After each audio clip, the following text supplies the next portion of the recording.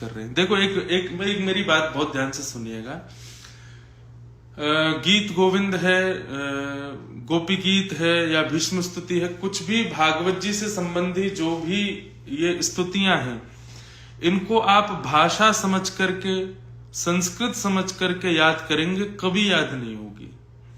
आप उसको केवल लिपि समझ करके, भाषा समझ करके याद मत कीजिए। आप कभी जाइए कथा में, भीष्म स्तुति पूरी सुनिए, भीष्म पितामह क्या कह रहे हैं अपनी स्तुति में, उन भावों को समझ करके स्वयं भीष्म पितामह की तरह उन्हीं भावों में कि मेरा अंतिम समय है, ठाकुर जी मेरे सामने हैं और मैं उनका दर्शन कर रहा हूं, इस भाव से आप जब भीष्म स्तुति को पढ़ेंगे आपको अपने आप याद हो जाएगी। तो कभी भी जो ऐसी वैदिक बातें हैं, वैदिक भाव हैं, ये मेरे गुरुजी का सूत्र है मेरे लिए। जब मैं भागवत अध्ययन करता था, मुझे श्लोक याद नहीं हो पाते थे, तो गुरुजी ने ही बताया कि आपको कैसे याद करना है। अब जैसे इतमतिरुपकल्पिता वितृष्णा भगवत सात्वत पुंगवे विभुम्ने।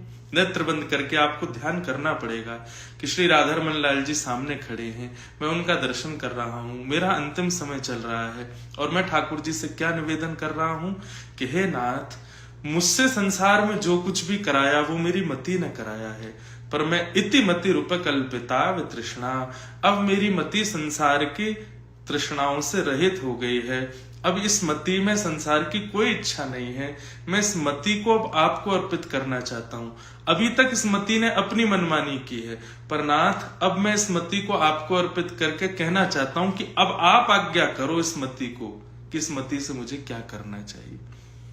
भगवत सात्वत पुंगवे विभूम्ने स्वसुखमुपगते क्वचिद विहर्तुम प्रकृति मुपेयुष यद भव प्रवाह त्रिभुवन कमनम तमाल वर्णम रविकर गौरवरांबरम दधाने वपुरल ककुलावृतान नाब्जम विजय सखे रतिरस्तु में नवत्यम।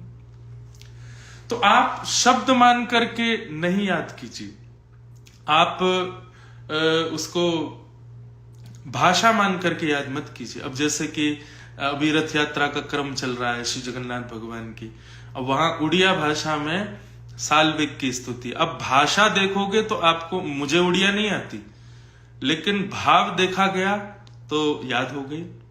अहे नील शैल प्रबल मत्तावरण प्रबल मत्तावरण मुआरत नलनी बनकु कर दलन अहे नील शैल